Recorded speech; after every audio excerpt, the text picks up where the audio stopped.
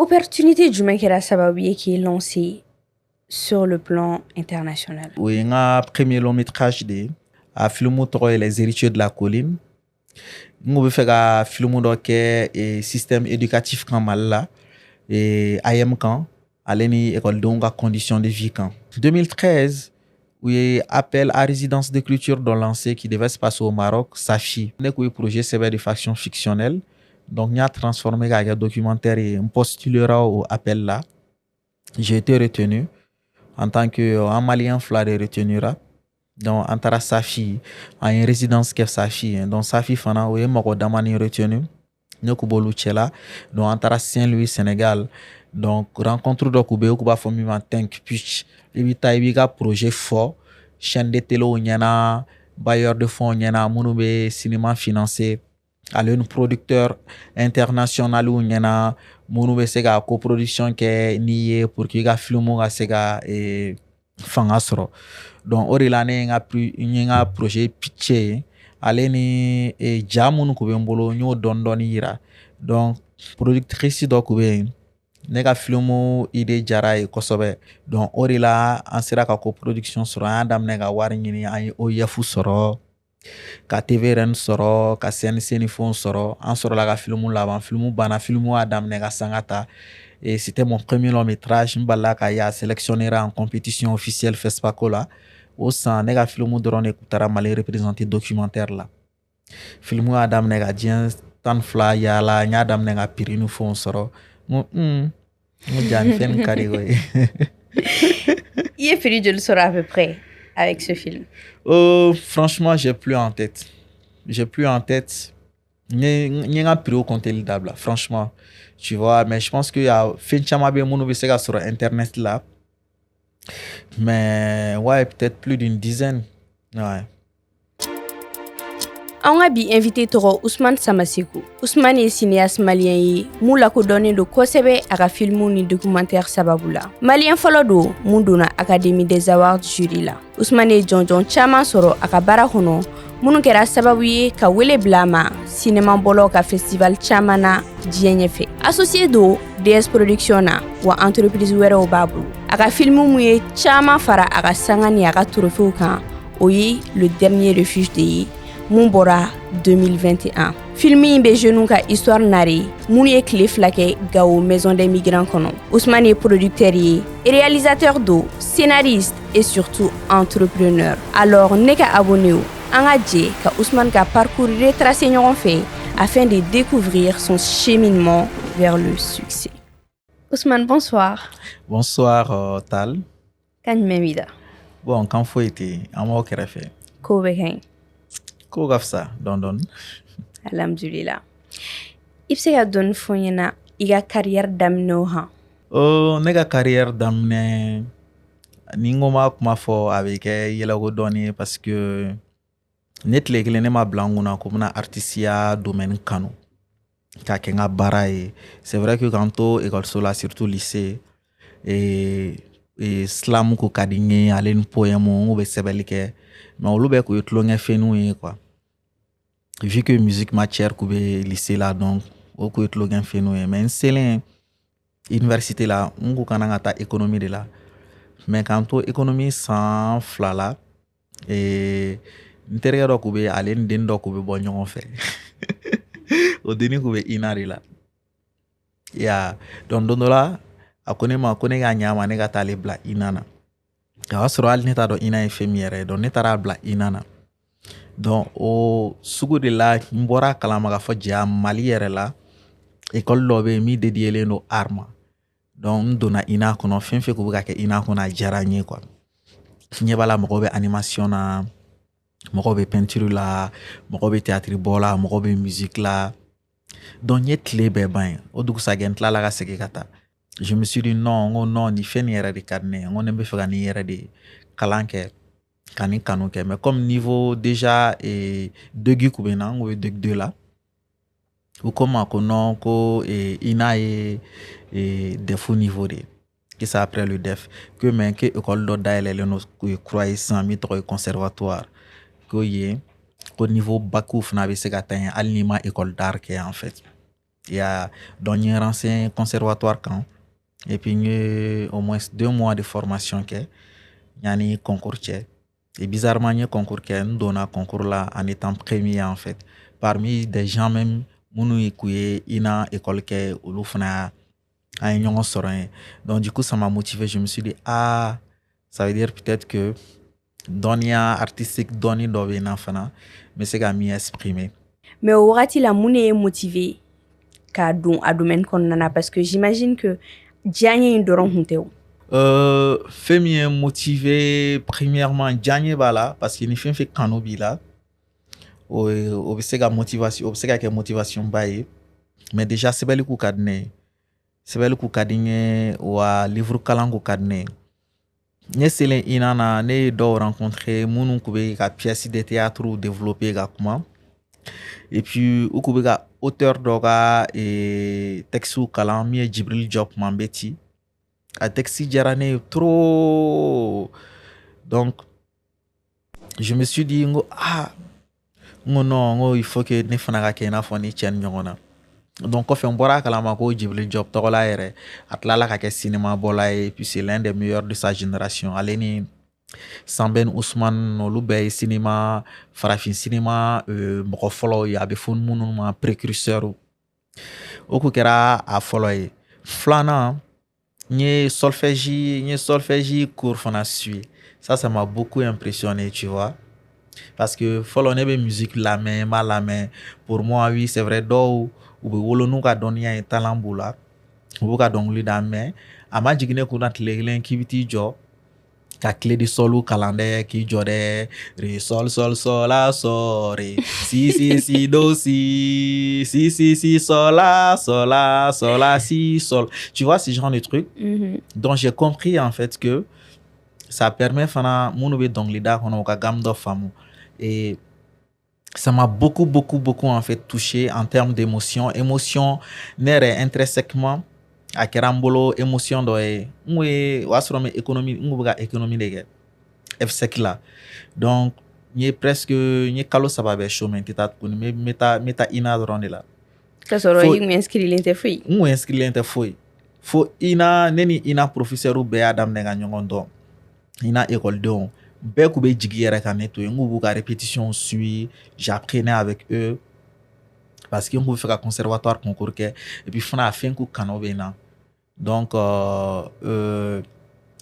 je pense que o ye fɔlɔ ye au début tuma min ne b'a kɛ n tile kelen ma bila n kunna ko n ka balo bɛ se ka bɔ art kɔnɔ n tile kelen a ma jigin n kun na mais n selen conservatoire la k'an to conservatoire première année laban na.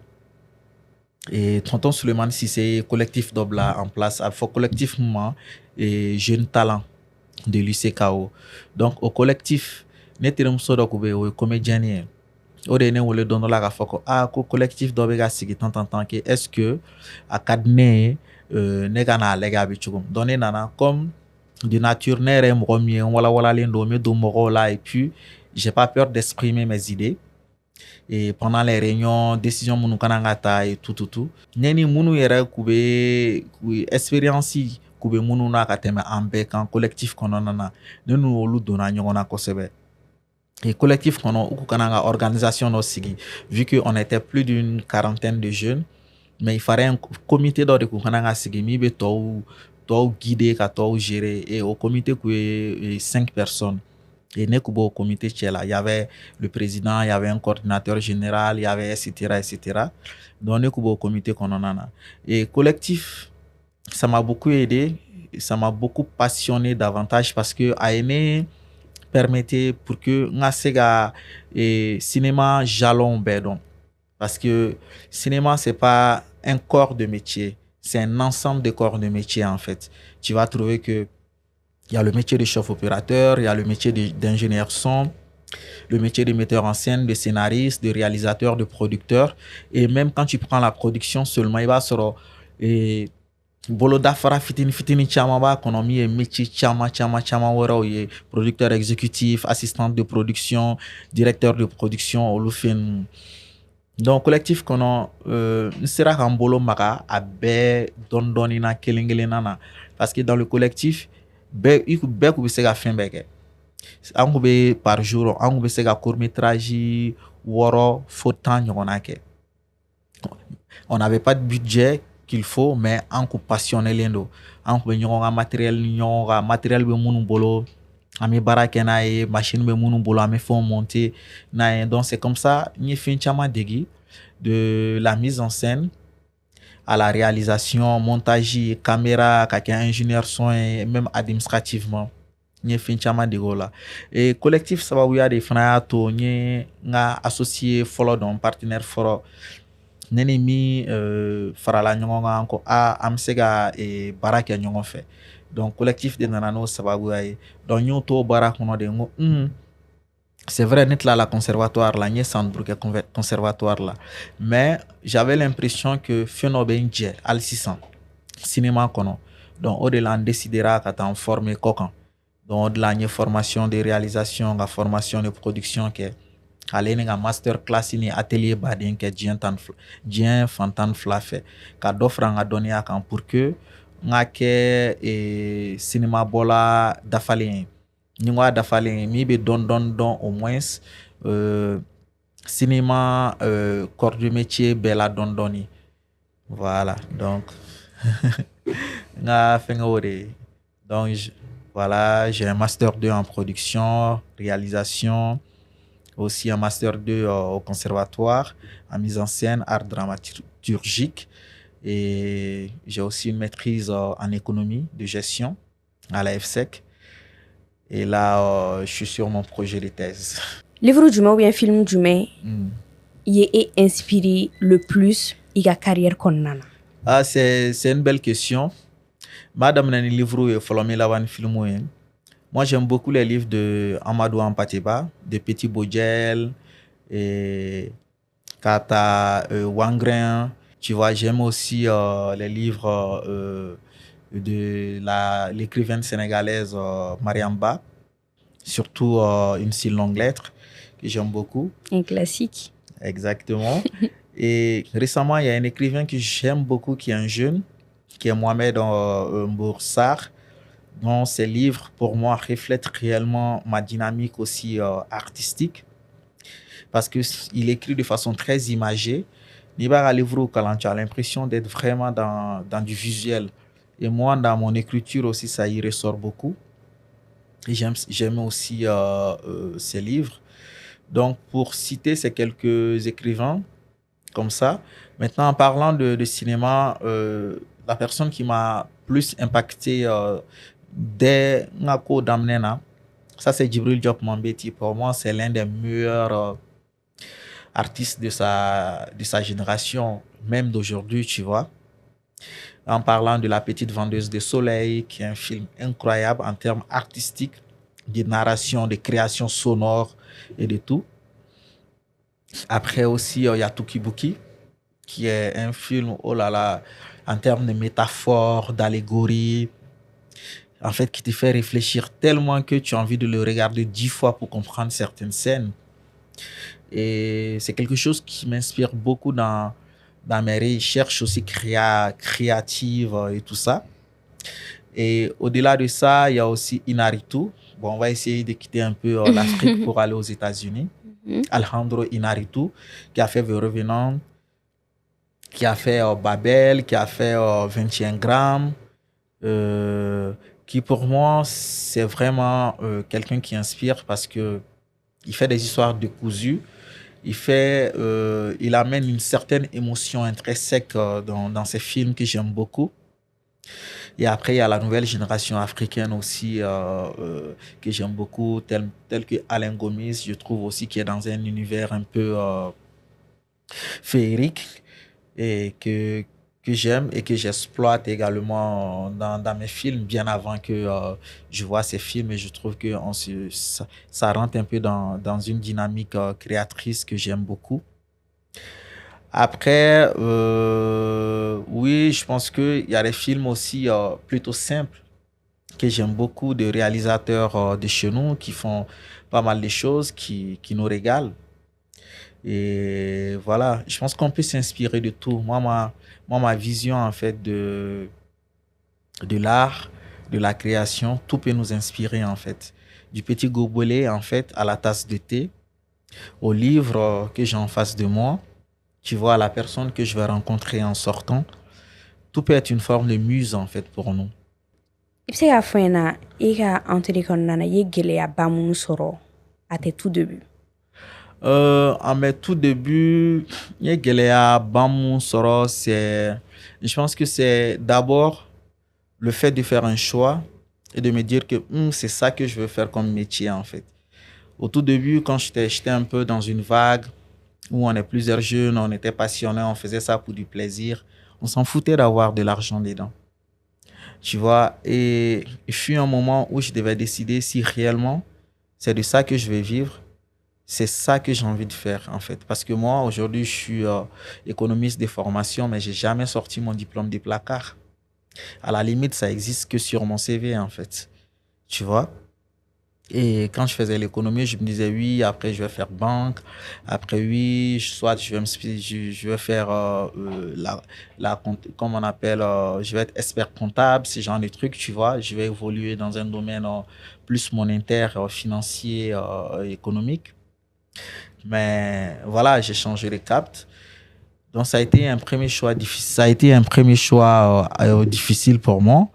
Et après, je pense que le plus gros challenge a été d'accepter de faire des films sans financement. De faire des productions au début sans financement, en fait, quand on décide de s'installer dans ça. Dans tous mes premiers films, je les ai faits parce que j'étais passionné et que j'avais le courage, la motivation.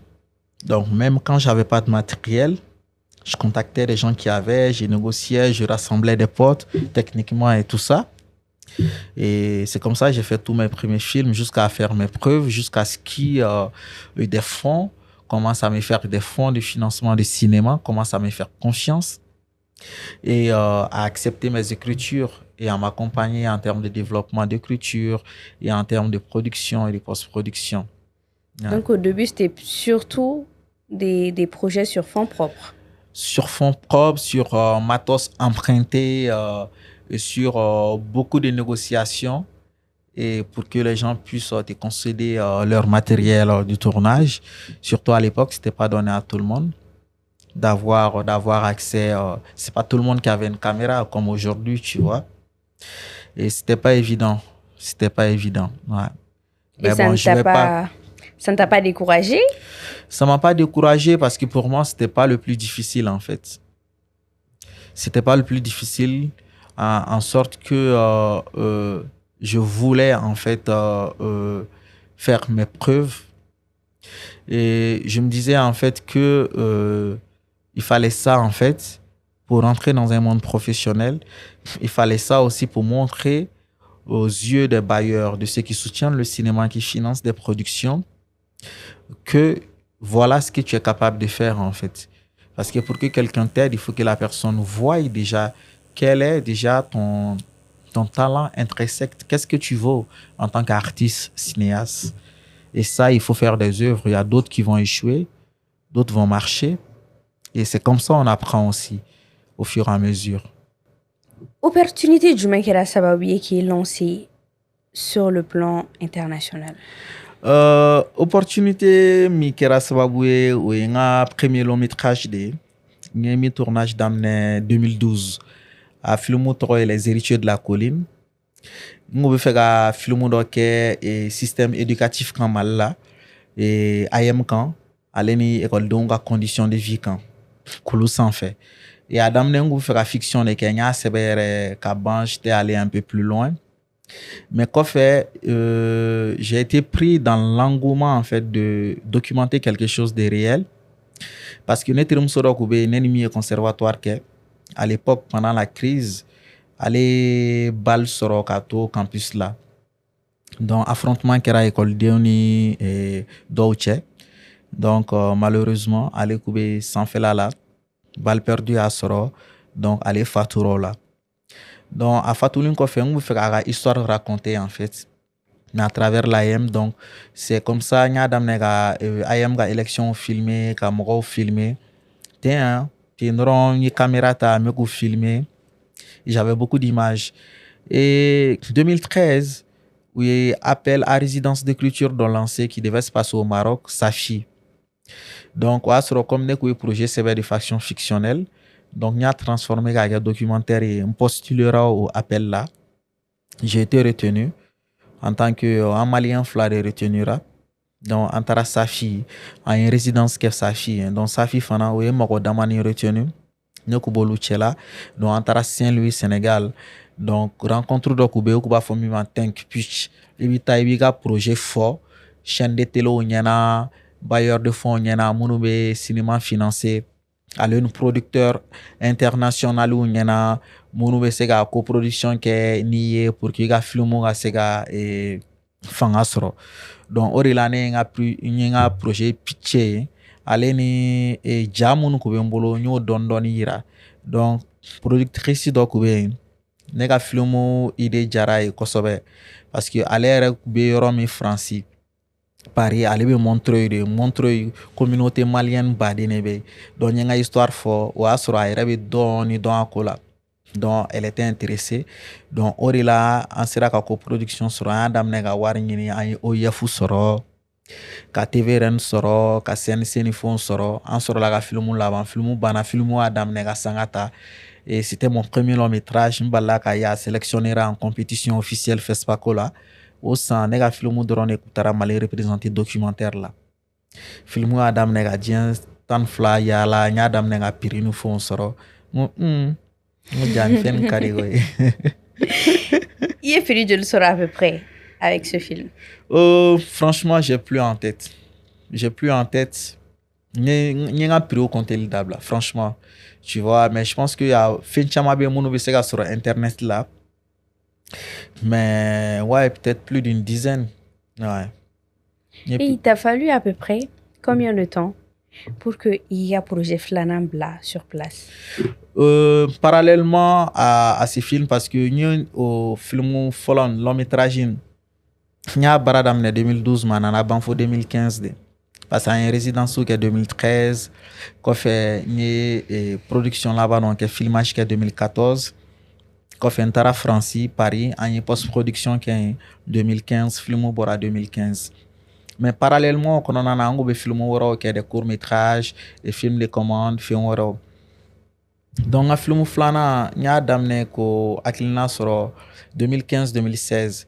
Mais on a essayé d'amener un court-métrage et tout. Et 2017, il y a résidence qui a film développé en 2018. Entre la résidence qui est Ouaga, la résidence qui est Accra. Et puis, film on en a en 2020. Les derniers réfugiés. Les derniers refuges. Ok, le fameux documentaire. Ouais. Maintenant, au Warati, comment, sur le plan technique, comment ça se passait? Parce que c'était pas donné, ça n'a pas dû être facile. Oui, c'était hyper difficile techniquement parce que déjà, on veut filmer les gars, on veut une équipe baille parce qu'il y aura des refuges de non seulement espace bon et puis moi mon bétain moi mon don ou déceler les bessins on ben nous histoire bena ma chama be ou faire tout sutura là ma chama be ou te faire bo et puis ma chama be oni dégoût yere de bena. Donc il fallait non seulement de la patience mais aussi de l'explication parce que tu sais que moi jata tindoro al ni yoro tigi autorisation dima il faut que tigi refna ga yamaria dima mibito il sait que jata ka histoire recueillie donc mi re fanga do fe on ne nyere ga histoire fu nyane ka fo mi a to ne be fe ka film ke et tamakan immigration kan donc au fur et à mesure me to ene no be dumine ya nyongo fe ameda yoro kelena amitlonya ke nyongo fe ne na ke na fu yere do la kelen. Donc, où il a accepté, où il a caméra a accepté. Donc, techniquement, j'étais obligé de le faire seul au début. Donc, quel est nos coubacs, adja, image, tout ça. Mais au fur et à mesure, nous parce qu'on a fait un tournage là. Là-bas, on a une équipe technique d'affaires. Qu'on fait, on a mis des heures pour filmer. On fait des heures filmer parce que nous pouvons faire un film film comme il y a faut que madame nena à quatre nena œuvre quand on a une photo au tabu. différence qu'a créé, qu'on sente l'impact artistique en fait dedans. Donc, on peut faire un désert filmé, qu'à désert ira, il a faut où te mesra et yoromie, qu'à sera un ou en fait. Il y a qu'à désert il a faut personnage particulier donc on peut faire un Mali désérien, fan filmé Algérie niveau là. Mais Jamana sécuritairement c'était pas possible. Donc on a filmé du côté de la Mauritanie et ça il y avait une équipe au moins d'une vingtaine de personnes. On avait 3 pick-up, donc on s'est déplacé au fur et à mesure dans le désert. Au expérience, franchement, c'était un truc spectaculaire pour moi. J'ai jamais eu autant d'émotions parce que en sera yoro do loigné Dougou doye, village doye en plein désert et voir de la façon dont ils vivent. Ou ba ke chugo mi kata jingini. Ou be dumine ke chugo mi uyera be nyongo kan chugo mi ba sorote te mali mo binan kame. C'est tellement beau, c'est tellement humain que je pense que c'est quelque chose qui m'a marqué à vie. Une expérience, on va dire, inoubliable parce que le dernier refuge, je rappelle, c'est quand même le film documentaire de toutes tes productions, qui t'a fait faire le tour du monde, qui a été pratiquement le plus primé de toutes tes réalisations. Et qui a fait pleurer beaucoup de gens lors des différentes projections. Ouais. Mais qu'est-ce que tu retiens de cette expérience? Je retiens de cette expérience que ces films méritaient d'exister en fait. Tu vois, parce que ce qui fait la force d'un film, surtout documentaire, c'est la puissance d'exprimer en fait la réalité des choses et les émotions des gens en fait. Tu vois, et de ne pas aussi dénaturer en fait l'histoire et les émotions des gens. Et ce que je retiens de façon personnelle, au-delà du sujet, par rapport au succès du film, c'est que je m'attendais à ce que le film puisse être impactant. Mais j'avoue que pour moi, c'est une forme de reconnaissance. Et c'est une forme aussi d'ouverture qui montre que c'est possible en fait. Tu vois, tu peux quitter de ton petit village dans un trou perdu peut-être de Mopti, faire tes études dans un autre trou perdu en fait du monde et faire des choses incroyables qui puissent être reconnues un peu partout dans le monde en fait. Et pour moi, c'est aussi une forme de dire que l'âge ne compte pas en fait dans la création, comme dans toute chose d'ailleurs. Comme on nous dit,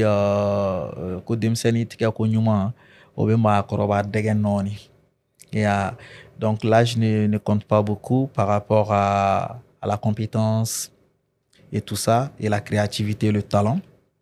Et je pense que c'est aussi une forme d'ouverture. Abna ira jeune chamana ne nyonao peut-être nega korone munu ko niya karsa sera ga se ni niveau là. C'est possible au lobe se ga se infana alga temo kan. Donc je pense que c'est une forme aussi d'inspiration et c'est une forme d'ouverture. Et j'espère que ça va inspirer beaucoup à faire plus que j'en ai fait et à aller encore plus loin dans notre domaine. En parlant de ce que tu as fait, à Tétémé Kalokléen, tu as été invité comme membre du jury de l'Académie des Awards, qui, il faut le dire, c'est quand même la plus prestigieuse école de cinématographie. Et je rappelle aussi que vous êtes que 5 Africains sur la liste, 4 Africains sur la liste, pardon, et tu es le premier Malien à être membre de ce jury-là. Quel sentiment tu as de représenter ton pays à ce niveau? Oh, c'est un sentiment de reconnaissance, mais déjà, peut-être je vais revenir un tout petit peu en arrière. Je ne sais pas s'il y a d'autres Maliens dedans, mais je ne suis pas au courant. Je ne suis pas informé. Mais c'est un sentiment réel de gratitude. C'est un sentiment réel aussi de satisfaction de mon travail, en fait, parce que j'ai toujours prôné l'inspiration que qu'on puisse inspirer d'autres personnes, en fait, tu vois. Et pour moi aussi, c'est un sentiment de bagage, de lourdeur, parce que je peux plus, tu vois. Et ça, Ouais. ça fait un gros challenge qui trône sur ma tête. Et je pense que c'est aussi un sentiment de pouvoir aussi aider des jeunes, des gens qui ont des films et qui veulent les présenter aux Oscars. Parce qu'aujourd'hui, étant membre des Oscars, je peux communiquer sur différentes œuvres du Mali à travers différents comités en fait qui sont mis en place, que ce soit en court-métrage, en long-métrage et tout ça. Et je pourrais aussi demander à ce qu'on vote pour des films maliens qui sont présélectionnés aux Oscars. Et ça peut donner un plus-value pour que ces films puissent un jour prétendre décrocher les Oscars. Et c'est un plus, c'est pas que pour les films maliens, c'est aussi pour les films africains. Parce que nous serons en comité, en fait, et généralement, on se soutiendra pour aider les films qui ont ce qu'il faut pour avoir les Oscars. Maintenant, je souhaiterais qu'on parle de production et de distribution. Parce que c'est aussi l'une des étapes, on va dire, les plus importantes dans votre métier. Tout à l'heure, ik Megaforo, le plus difficile au début, au financement, trouver des fonds pour réaliser les films. Et que matériel chama singala au début pour que la production et tout. Maintenant, niveau comment ça se passe avec tes productions? Est-ce que ça t'arrive toujours de produire en majeure partie sur fonds propres? Ou bien il faut tout le temps qu'il y a fonds de financement avant qu'il y ait un projet de lancer? Je pense que ça dépend. C'est vrai que les conditions ont changé. Foloni bitekele, alhamdulillah, pour ne pas paraphraser Sidiki. Bini kununi bitekele. Donc, bigadine kunui. Voilà, c'est le mot. Tu vois, alhamdulillah, il faut remercier le bon Dieu quand il te fait grâce. Il faut pas toujours pleurer, dire que y a ça et ça. Nala here qui est bafo. Donc, je remercie le bon Dieu. Aujourd'hui, différence c'est la production en termes de matériel, mais aussi techniquement, je sais que il y a des gens qui seront prêts à m'accompagner. Ça c'est déjà un plus.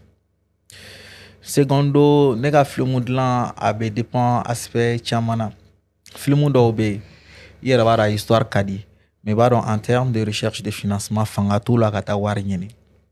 Soit c'est une thématique qui dérange, donc bailleur n'a financé parce que peut-être ça prend position, mais ça dérange. Mais à Kadi Ikake, donc forcément, il y a financement qu'on aura filmé.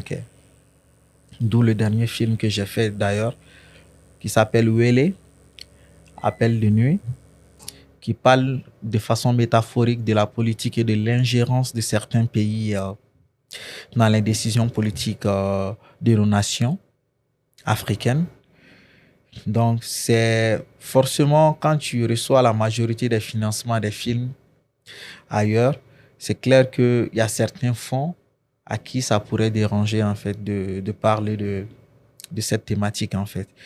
Donc, voilà, si c'est un sujet qui te tient à cœur, tu vas dans l'autofinancement, que ce soit en termes de matériel, en termes de logistique. Aussi, tu gères si tu as les moyens. C'est quelque chose qu'il m'arrive à faire si j'en ai les moyens. Mais la majorité de mes productions, je préfère aller dans un cadre plus pro, réunir les moyens, les ressources humaines qu'il faut, c'est-à-dire une coproduction, peut-être une distribution ou une chaîne de télé, et après aller chercher du financement. Wele, c'est ta dernière production? Fiction, ma dernière production fiction. Fiction. Sinon, j'ai fait d'autres documentaires après. Mais qui n'est pas encore sorti et qui a quand même remporté le prix Clap Ivoire. Du meilleur film fiction Clap Ivoire 2024 ou c'est 23. Ça t'arrive de concourir avec des films pas encore sortis ou c'était la première fois? Ça m'arrive, mais Pas très souvent, tu vois. Même mon premier long métrage, quand on l'a envoyé au FESPACO, il n'était pas complètement fini. Quand il a été sélectionné, on a envoyé la version finie. C'est possible, c'est un risque à prendre, mais tu peux le faire si tu crois en fait au film, tu vois. Et avec Wele, Appel de nuit, la différence, c'est que le film, quand je l'ai envoyé à Clap Ivoire, pour moi, c'était vraiment un essai en fait. Tu vois, parce que c'est un film plein d'allégories, de métaphores. C'est une histoire très décousue. Et je voulais tester pour voir est-ce que les gens comprennent la démarche artistique que j'ai mis dans le film. Et je l'ai envoyé, il a eu le premier prix de la meilleure fiction. Et là, ça m'a permis aussi d'être consolidé dans mes choix. Et donc, du coup, je suis en train de le finaliser. Ça t'a permis de comprendre qu'il avait le potentiel que tu penses qu'il a. Ça m'a permis surtout, pas seulement au niveau du potentiel, mais de comprendre que le message que je voulais véhiculer peut être compris ou est compris par par certaines personnes en fait. Parce que pour qu'on donne un prix à un film, ça veut dire que les gens ils ont compris quelque chose dedans. Ça t'est déjà arrivé de faire un film en te disant que le scénario est pas impressionnant, mais bof quoi. Et qu'après, le film prenne vraiment une certaine ampleur que tu n'aurais pas imaginé. C'est drôle de répondre à cette question parce que ça fait un peu prétentieux. Mais avec grande modestie, je dirais, tout ce que j'ai écrit et toutes les productions que j'ai eu à faire, c'est que derrière, je croyais vraiment à leur capacité de réussite, en fait. Parce que j'ai le feeling pour ça et ouais. En général, il y a coût de production géré Chorodi. J'ai une équipe, coût de production, généralement équipe d'Obimbolo, équipe standard d'Obimbolo, parce qu'une tournée mal drona, mais tournée Jamana Werola, ça dépend de la production. Parce qu'en une chaîne de télé, Bademe Barake, telles que Arte, Canal+, TV5, Al Jazeera. Donc ça dépend souvent. Production d'Obesega sera en bolo, Frafina Dougoudola, Al Frafina Kokan, Abi dépend.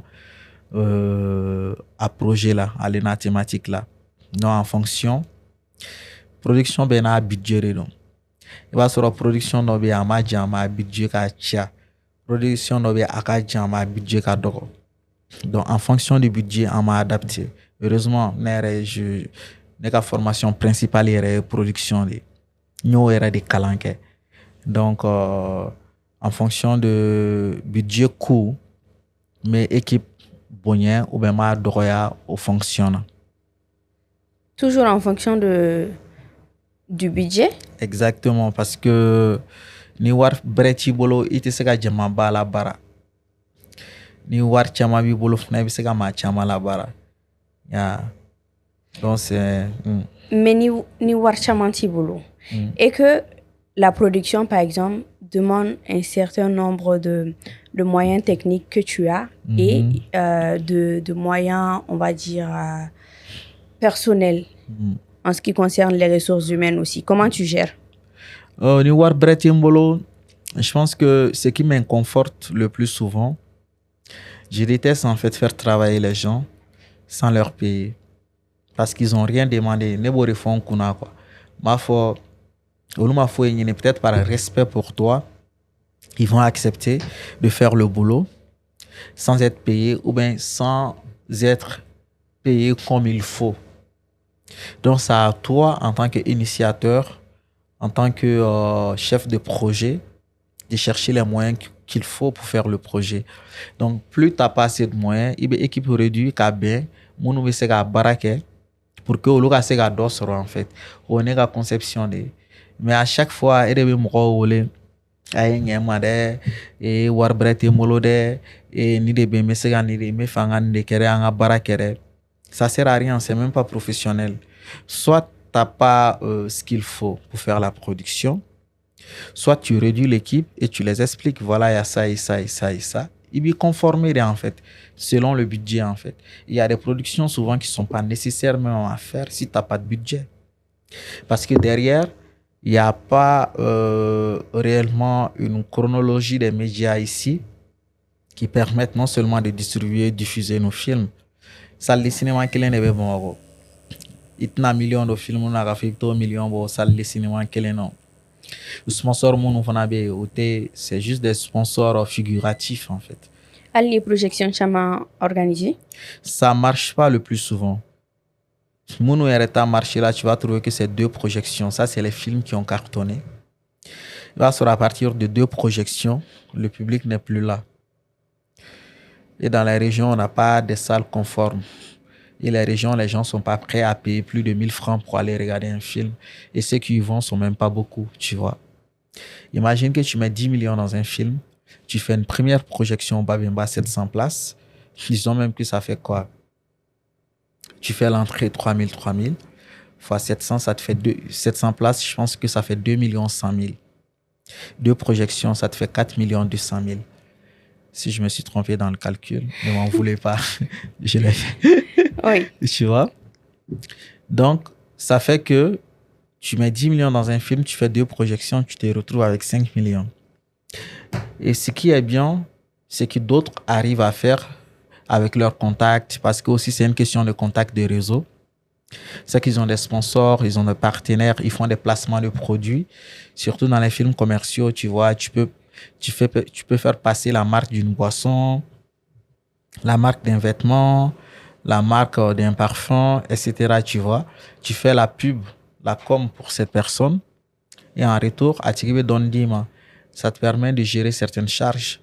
Le sponsoring, par exemple, peut-il être une porte de sortie, peu importe le type de film ou le type de production? Je pense que le sponsoring, ça marche difficilement. Ce qui marche plus ici, c'est le mécénat. Le mécénat dans les productions, je pense que ça marche beaucoup plus que le sponsoring. Tu vas trouver que y a des producteurs qui connaissent quelqu'un qui a de l'argent. Ils vont approcher cette personne. Oui, il y a ça et ça. Est-ce qu'il peut avoir bien pour qu'il gagne quelque? Si la personne, si l'idée lui plaise et qu'elle a envie de se faire une petite non, la personne peut t'aider. Mais tu vas trouver que les sponsors ici, ils sont difficilement accessibles. Ça, c'est de 1. Ça demande beaucoup de patience. Ça, c'est de 2. De 2, ils ne mettent pas beaucoup dedans. Ça fait que c'est difficile, en fait, de faire une production qu'avec des sponsors. Mais il y a toujours un mais. Il y a toujours un mais. Il y a des gens qui arrivent à faire des productions qu'avec des sponsors. On a des preuves. Je ne sais pas comment ils font, mais ils arrivent toujours quand même. Chacun a ses techniques. Ouais. Ni fin d'obé no munga geli. Ya non, à part fonds de financement pour les productions et tout. Am se ka fo matériel kori. Anga jamana kono c'est assez compliqué. Donc comment tu fais pour optimiser l'utilisation de ton matériel sans pour autant que ça impacte la production qualité? Oui, il y a une question de m'embarrer. On est l'un des rares pays où on n'a pas de magasin en fait de location de matériel. À niveau matériel loué, va sur production dans le pays, structure de production dans le pays, matériel dans bolu bolati, bolu à karsa, mais c'est qui a objectif loué, mais c'est qui a lumière loué, mais c'est qui a loué. Donc il va dire m'en fou, bordof n'a pas loué. C'est comme ça on fonctionne le plus ici en fait, tu vois. Et ni matériel de ces là par exemple. Production dans le pays, il y a une caméra flaube sabala. Man leba sur la caméra qui est bibolo. Donc pour optimiser, bon, c'est même pas de l'optimisation parce que ni caméra qui est bibolo à se regarder à baraga ni caméra ça va au contraire. Yeah, ça va juste amener d'offres avec temps de travail quand ni qu'on a la production de 10 jours avec 20 jours. Parce que le temps de changer les axes, les plans, de changer la lumière et tout ça. Alors que les caméras qui sont one shoot, il y a différents plans. Donc il y a ce problème en fait, on s'adapte. Réellement, franchement, produire au Mali et en Afrique, c'est un chemin de combattants et de guerriers. Je t'explique pourquoi. I b'a sɔrɔ mɔgɔ kelen i ye producteur ye, i ye réalisateur ye, i ye caméraman ye, i ye monteur ye, i bɛ effets spéciaux kɛ, i ye diffuseur fana ye. Ça fait combien de corps de métier? Ça en fait à peu près 6. Bon, ça, c'est le peu, en fait, que les gens y font. Mais Et pourquoi ça, tu fais tout seul? C'est presque toutes les structures qui en font. Parce que les moyens n'y sont pas pour que les gens restent dans la spécialisation.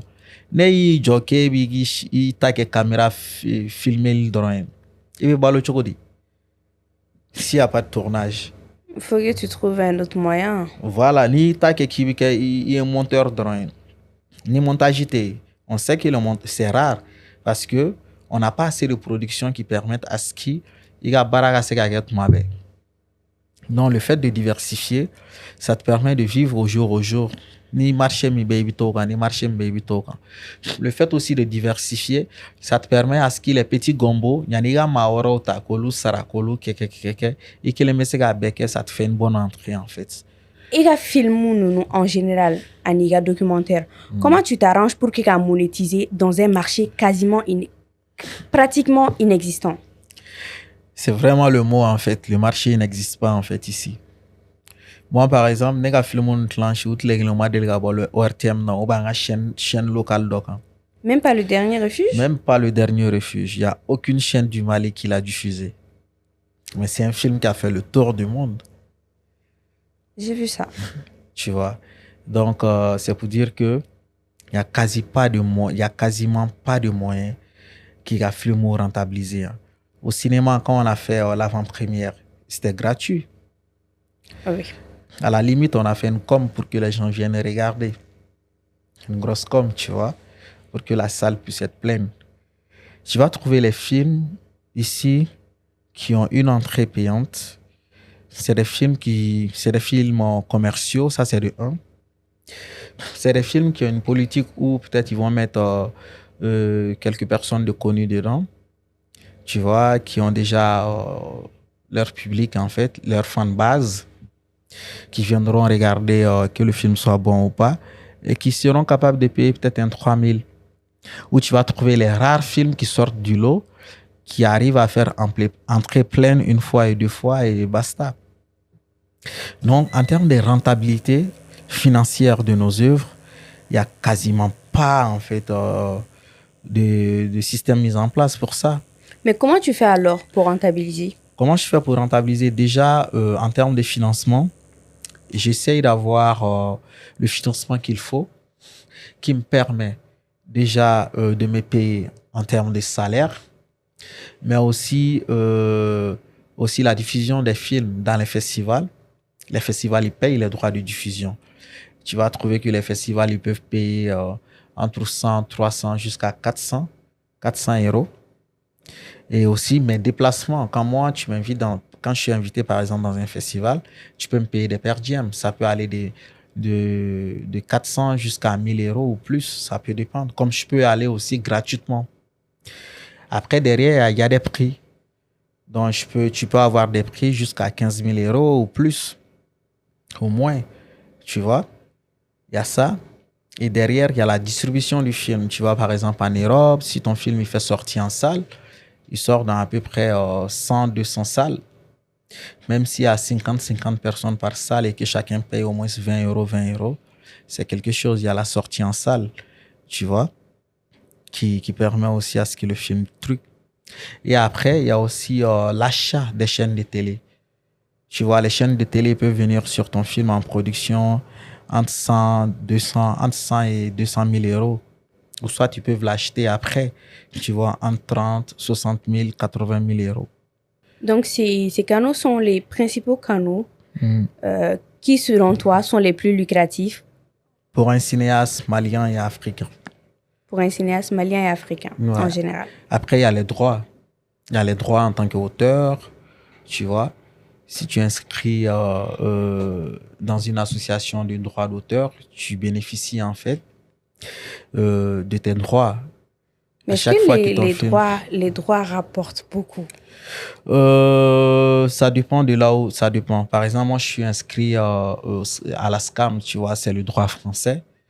Et souvent, à la SCAM, tu es assis, tu peux recevoir les 6 000, 5 000 euros, 3 000. Comme tu peux passer 1 mois, 2 mois, tu reçois rien, ça veut dire que ton film n'a pas beaucoup circulé. Parce que là-bas, à chaque endroit où le film passe, ils prennent des droits. Souvent, tu es assis. Il m'est arrivé dans les années précédentes d'être assis, d'avoir un 15 000, 10 000 euros. Avec rien qu'avec mes droits. Ça, c'est par mois, tu vois. Mais ici, c'est vrai qu'on a le droit d'auteur, mais c'est un système qui n'est pas beaucoup plus approfondi et ça rapporte pas grand-chose. Donc, du coup, les gens s'inscrivent pas. En termes de production, il y a partenariat ou souvent du Chogodi? Je mise beaucoup plus, en fait, sur l'aspect humain, en fait. Je pense que quel que soit le talent d'une personne, quel que soit le talent, quel que soit, en fait, on ne peut bosser qu'avec une personne avec qui on a le même feeling ou à peu près le même feeling, avec qui on s'entend quand même, soit de façon conventionnelle, soit de façon amicale, fraternelle, ou soit de façon professionnelle, c'est-à-dire on se respecte, je te respecte par rapport à ce que tu vaux et tu me respectes aussi par rapport à ce que je vaux, sans animosité, sans concurrence fantôme, ni rien, tu vois.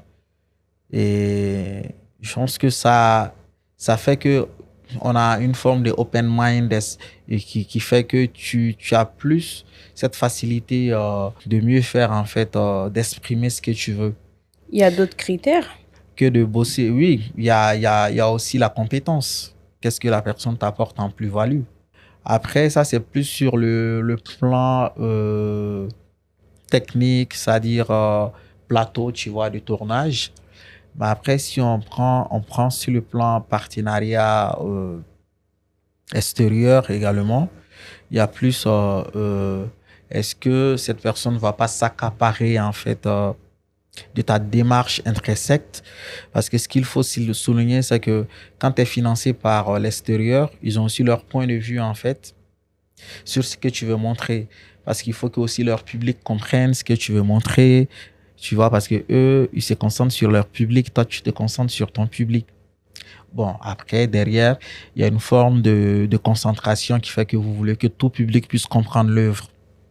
Mais quelqu'un qui te donne l'argent, souvent, peut beaucoup peser, en fait, dans la balance, en fait, de tes choix artistiques. C'est pourquoi il faut qu'on arrive à sortir de cette dépendance, tu vois, financière qui tue souvent nos œuvres, en fait. Ça peut complètement changer l'essence de l'œuvre Pas ou la complètement. pensée originelle. Par exemple, si tu fais un film et que tu veux pas de voix off dans le film et que ton bailleur de fonds estime qu'il faut une voix off pour que lui, son public puisse comprendre parce que on n'a pas la même culture, la même tradition. Il y a des choses que toi, ton public peut comprendre rapidement parce qu'ils comprennent l'environnement, parce que nos films se font chez nous. Mais c'est pas forcément un public, par exemple, anglo-saxon ou européen, comprennent La différence culturelle. voilà, quelque chose comme ça, sans explication.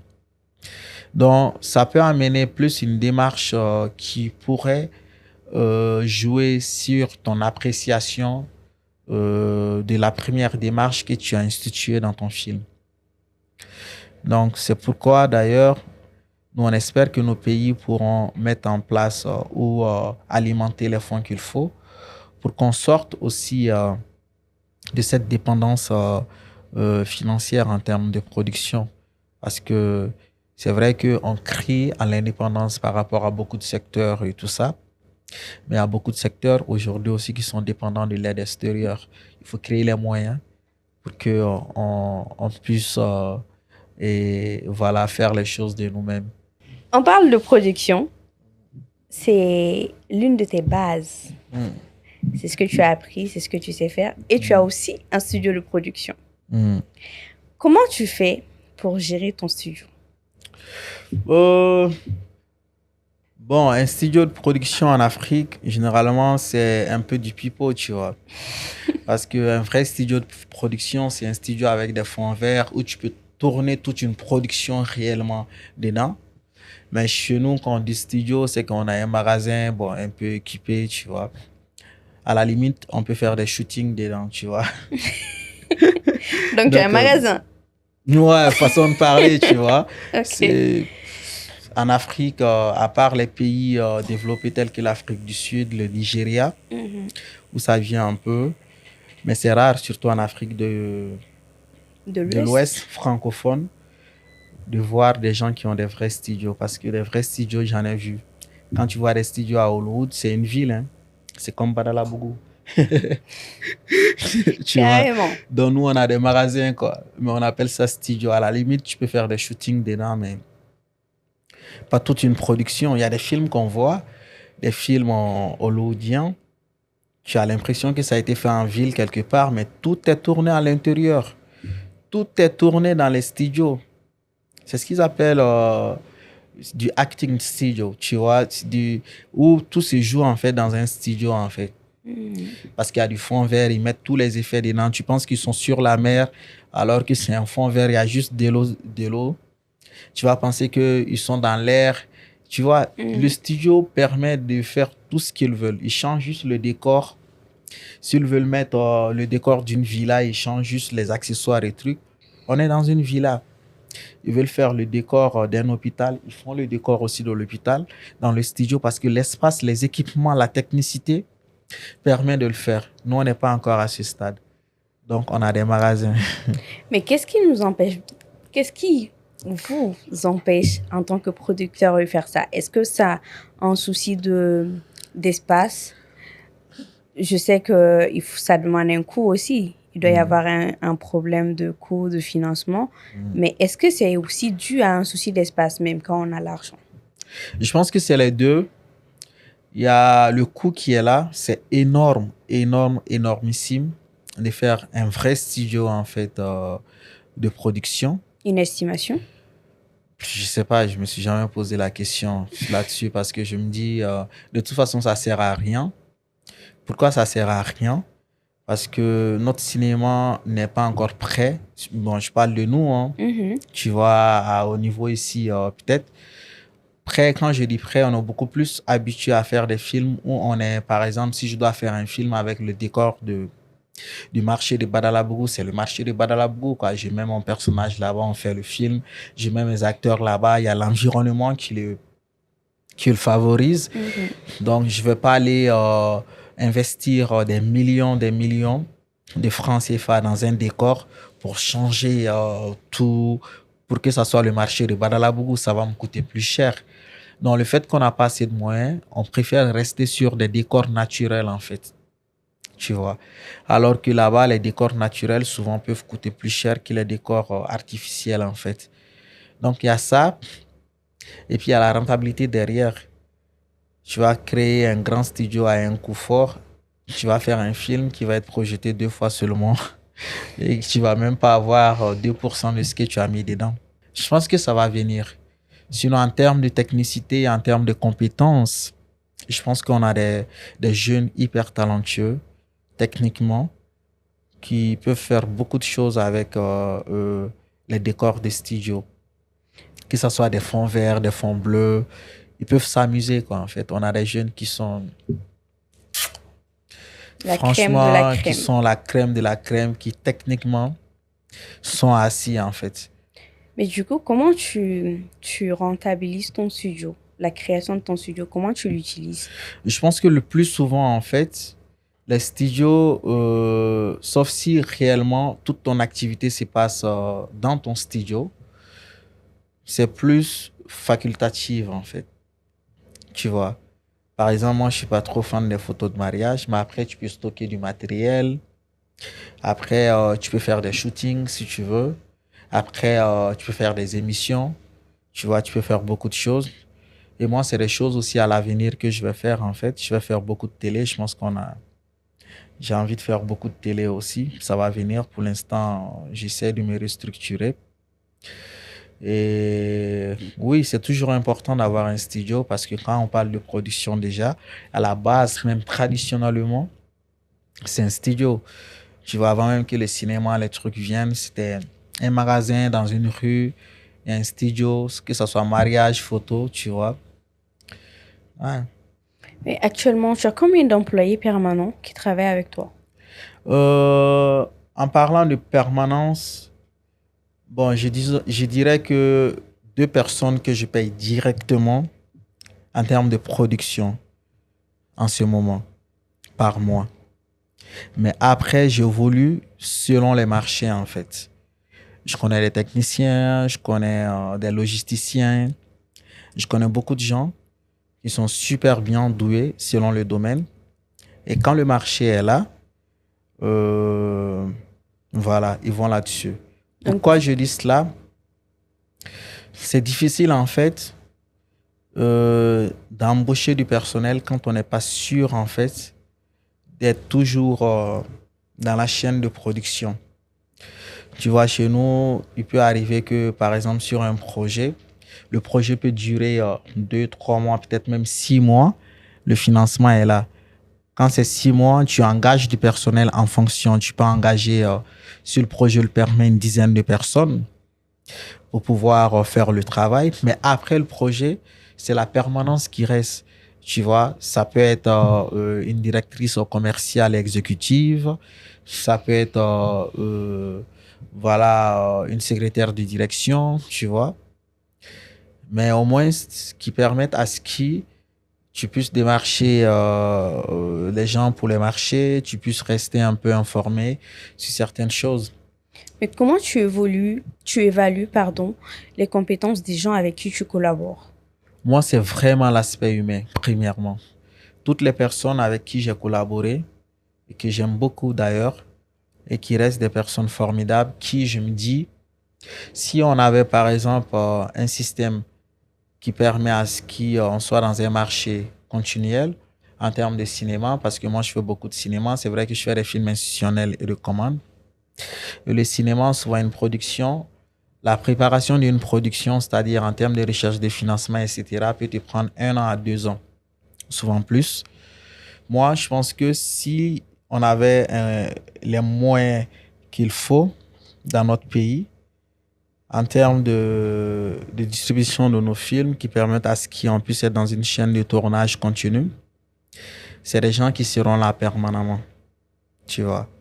Mais souvent même, les gens même que tu embauches, ça les arrange pas en fait d'être là permanemment parce que le fait de rester en freelance, ça les permet de bosser avec toi quand tu as des contrats, mais aussi de bosser avec d'autres personnes.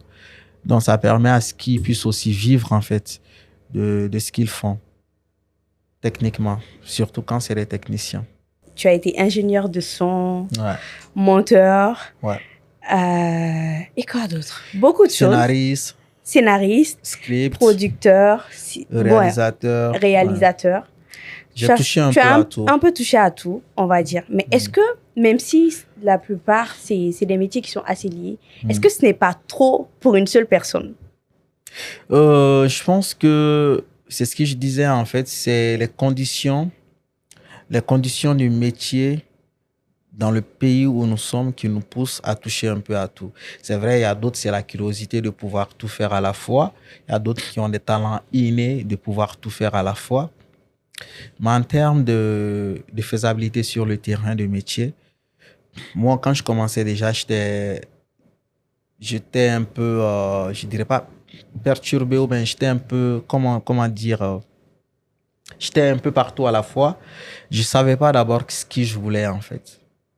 Je connaissais pas trop, donc j'ai commencé à toucher à tout. Et quand j'ai commencé à bosser aussi dans la première entreprise, j'ai commencé à toucher à tout parce que c'était le même système. Il fallait faire le boulot selon les marchés en fait, tu vois. Et ça m'a permis d'apprendre beaucoup. Aujourd'hui, par exemple, un ingénieur son, tu peux pas me dire des bobas. Un monteur, tu peux pas me dire des bobas. Pareil, réalisateur, producteur, etc. Parce qu'au moins, je sais ce qui ça, je connais un peu en fait. Je pense pas que c'est forcément l'idéal, mais c'est les conditions en fait de la situation qui nous l'imposent en fait. Mais au quotidien, comment tu gères cette polyvalence? Au quotidien, je me limite à mes 2 casquettes du moment. Le plus souvent, je suis soit producteur au réalisateur. Si tu me vois vraiment rentrer dans la technique, c'est que soit c'est un projet où j'estime que techniquement, c'est moi qui peux le faire, ou voilà, j'ai pas d'autre choix. Et comment tu gères ton temps? Oh, mon temps, je suis quelqu'un, en fait, j'ai pas d'heure de travail, en fait. Tu vois, le boulot que je peux faire toute une journée, je peux le faire toute une nuit, en fait. Et le lendemain, ne rien faire, en fait, dans la journée. Donc, mon temps, c'est vraiment au feeling, tu vois, mais j'ai des tâches. Moi, j'évolue avec des tâches. Je pense que beaucoup de gens évoluent avec des agendas, tout ça. Moi, c'est plus des tâches, en fait.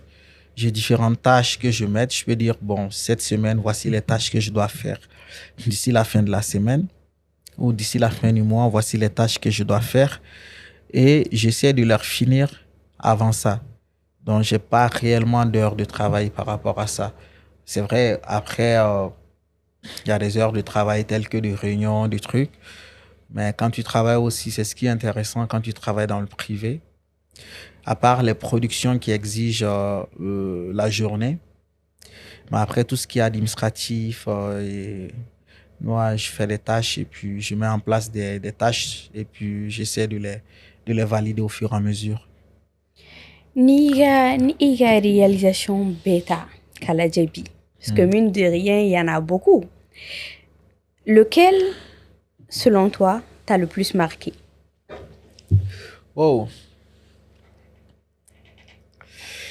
je dirais, parmi toutes mes réalisations, c'est Les Héritiers de la Colline qui m'a le plus marqué. Parce que j'ai eu beaucoup de preuves dans ça. J'ai failli me faire tirer dessus parce que je filmais l'AIM. J'ai perdu mon équipement de tournage parce que je fuis pendant les émeutes, les affrontements. Et pour moi, c'était vraiment un challenge. Tu vois, aujourd'hui, je me dis, tu me donnes la caméra, je ne vais pas les filmer. Je ne ferai plus la même chose. J'étais jeune, j'étais excité, j'étais dans la fougue de la création et je m'en foutais des conséquences, en fait. Tu vois, c'est bien de faire des films, mais c'est bien aussi de regarder ces films vivants. Habituellement, il y a un film ou thème choisi aujourd'hui. Moi, le plus souvent, les thèmes que mes thèmes où je choisis, c'est que c'est des thèmes qui me touchent, qui ont un lien le plus souvent très direct avec moi-même. Tu vois, par exemple, Les Héritiers de la Colline, j'avais fait mes études sur la colline. Pour moi, c'était incompréhensible certaines situations. Il fallait payer ça pour avoir accès à ça. Il fallait faire ça pour avoir accès à ça. L'AM avait le contrôle de tout, tu vois. Et pour moi, c'était, ouais, il fallait faire quelque chose en tant que truc. Pareil pour les autres thématiques. C'est des thématiques qui me touchent, en fait, et qui me donnent un feeling de les traiter, en fait. J'aime pas toucher à tout aussi. Mais le plus souvent, je suis plus dans une forme de... Surtout en documentaire, j'aime beaucoup dénoncer un mot, un mal ou des mots de la société. J'aime beaucoup dénoncer aussi la mauvaise politique. Tu vois, j'aime traiter des sujets qui soient dans le sens d'un éveil de conscience, en fait, tu vois, qui permet à ce que les gens puissent se dire, ah, on savait que ça existait, mais personne n'en parlait parce que, voilà, maintenant que, tu vois, j'aime beaucoup plus ça. Ouais. Et puis, c'est qu'un conseil, je m'en dis, jeunes qui sont, on va dire, des cinéastes en herbe par rapport au fond, à la recherche de fond. Le conseil que je peux leur donner, c'est de se former, en fait, pas que des jeunes. Je connais des professionnels dans notre métier. Je pense que dans notre métier, je parle pas que pour les autres, mais pour moi aussi, on peut prendre rapidement la grosse tête, en fait. On peut prendre rapidement la grosse tête. Soit dans un sens, c'est pas mal d'avoir la grosse tête, d'être sûr de soi. Mais au milieu de ça, il faut être aussi humble, il faut avoir du recul. Et c'est dire que je vois beaucoup de jeunes qui sont très suffisants, en fait, qui se disent, oui, il suffit qu'ils maîtrisent les outils d'un logiciel. Ils pensent que, voilà, ils sont les meilleurs du monde.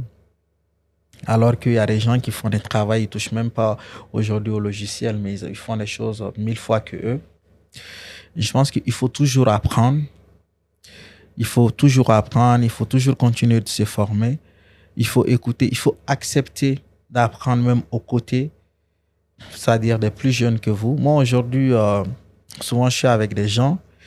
Bon, je ne veux pas parler de moi, c'est toujours pas bien de parler de soi. Donc, ce que je peux dire, c'est d'accepter d'apprendre, en fait. D'apprendre et d'aller aux informations. Tu vois, les fonds, ils sont là, ils existent, mais il faut savoir faire les dossiers de fonds aussi. Il faut savoir avoir un projet qui puisse être compétitif pour les fonds. Et ça, il faut pouvoir avoir cette connaissance pour pouvoir aller avec des projets qu'il faut et aussi aller démarcher les fonds qu'il faut. Donc, il faut qu'ils apprennent ça. Et vision et Jumaï pour ta carrière? Moi, ma vision, c'est... Je ne me vois pas forcément finir dans le cinéma, sincèrement. Okay. Je me dis, bon, ça va, je fais ce qu'il faut. Mais Inch'Allah, à l'avenir, j'espère que je pourrai vivre de mes autres passions et vivre d'autres choses que j'essaie de mettre en place, qui n'est pas forcément le cinéma. Et que le cinéma serait pour moi une passion, mais pas forcément un métier sur quoi je compte pour m'exprimer et pour vivre, en fait. D'autres choses comme dans quel secteur, par exemple? Je pense que c'est un peu dans le domaine du privé pour l'instant. Okay. Et je pense que le moment venu, ça se saurait.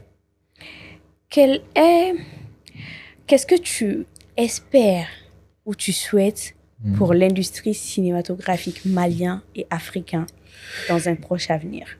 Ça c'est une bonne question, ça. J'espère et je souhaite qu'on aura des politiques conformes aux normes pour qu'on puisse espérer représenter dignement et faire des productions qui nous représentent dignement, en fait, qui puissent être compétitifs, mais aussi qui puissent être épanouissants pour nos communautés, nos populations également. Et pour ça, il faut déjà penser à mieux structurer le secteur. Pour ça, il faut déjà penser à mettre en place des fonds qui permettent aux gens d'aller se former, des bourses qui permettent aux gens d'aller se former et que ces formés puissent revenir aussi pour en former d'autres. Et pour ça, il faut mettre en place de vraies écoles, en fait, de cinéma pour que ceux qui sont formés puissent venir et qu'ils puissent aussi transmettre leur savoir à d'autres jeunes dans les normes qu'il faut. Il ne faut pas qu'on se limite à des masterclass, à des ateliers. C'est vrai, il y a beaucoup qui ont reçu dans ça.